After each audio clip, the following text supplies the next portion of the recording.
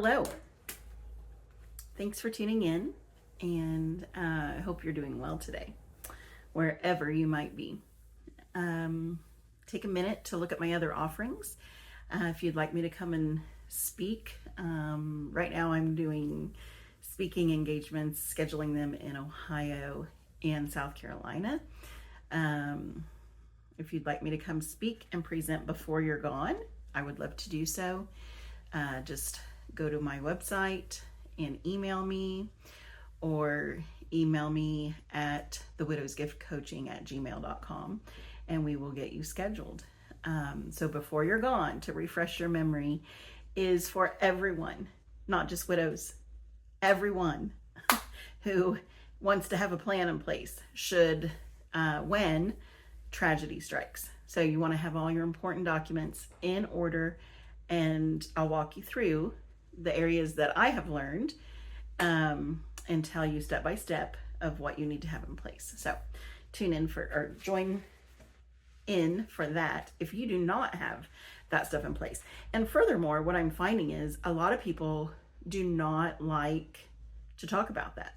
They don't like to talk about when they're no longer here, or when their loved ones are no longer here. So let me do the hard thing for you. I will talk about the hard. I'll talk about the hard thing that no one likes to talk about. I want to read just a smidge today from 1 Corinthians. I'm going to start at chapter 13, verse 4.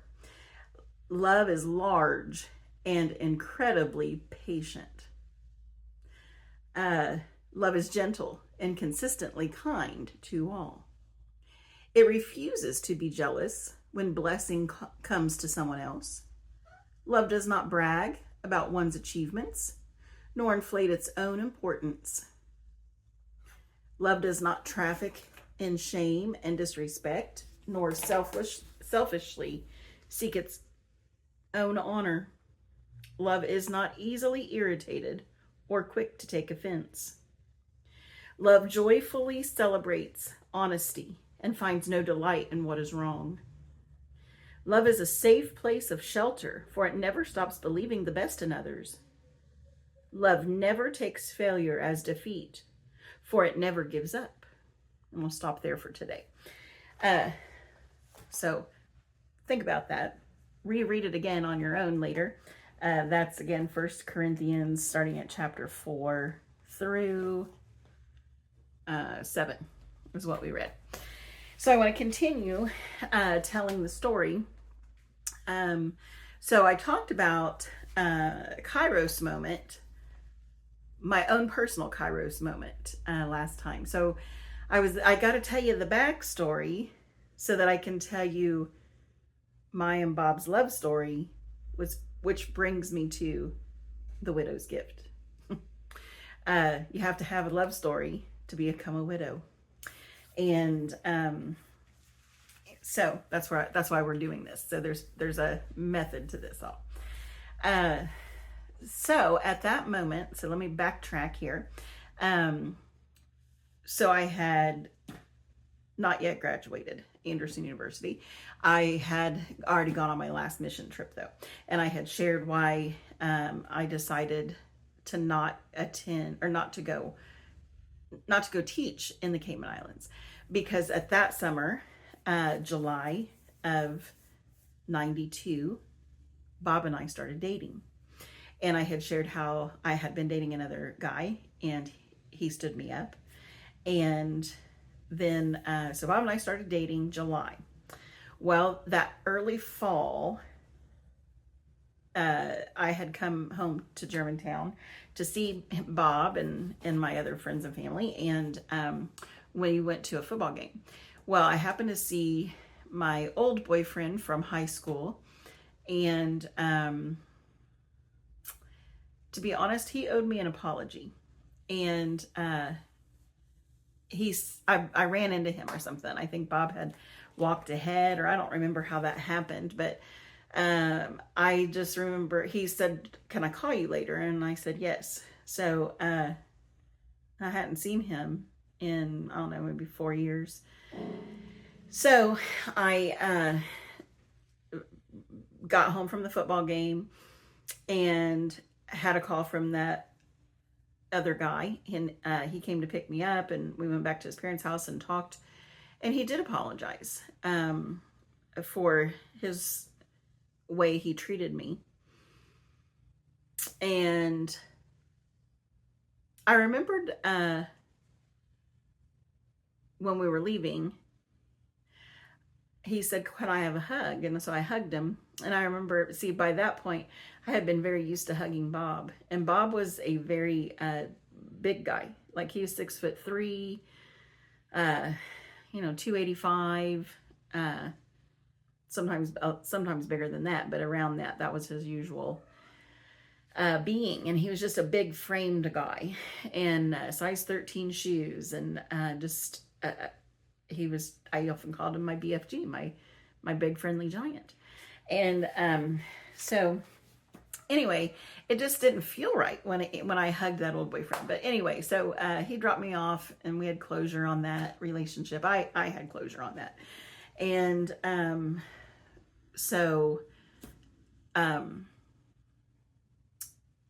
it was just interesting, though, because I believe he called a few more times. And I remember, and then the guy that had stood me up, he also called. And I was like, well, I'm dating Bob now.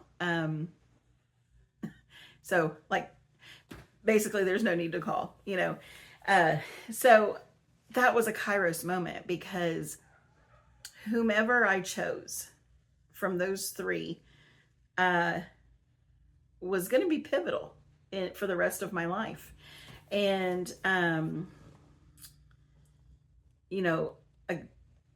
later on in life, and I didn't know that in 1992, we would be traveling across the world to bring our first daughter home. And those other two, I don't think they wouldn't have done that. But Bob did and would. So when God partners, he chooses. When you listen to him and seek him and let him lead you to the person he has for you, then you'll get to have that great adventure together with God. So anyway, I maybe these things are in my forefront right now, because my girls are of the age where a lot of their friends and acquaintances are of the marrying age. And so you just hate for people to rush into things. And I don't know if it's a generational thing. So like this generation, it seems like they're very quick to jump from dating to that's the one. And it might be. I'm not saying it's not.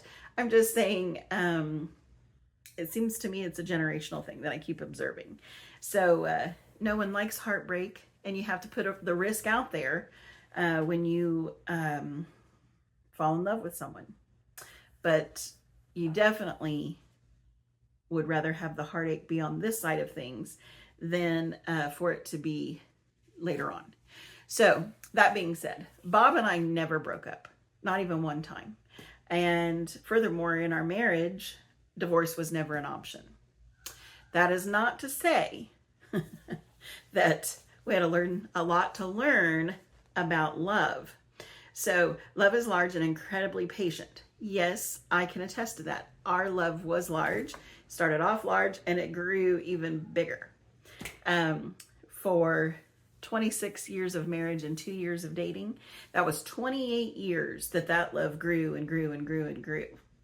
And I think that's why there was also such devastating heartache for me when I became a widow. So there's that. And then also incredibly patient. Well, that would be an area that we would both learn considerably about over our lifetime together. When you marry, you have two imperfect people joining as one.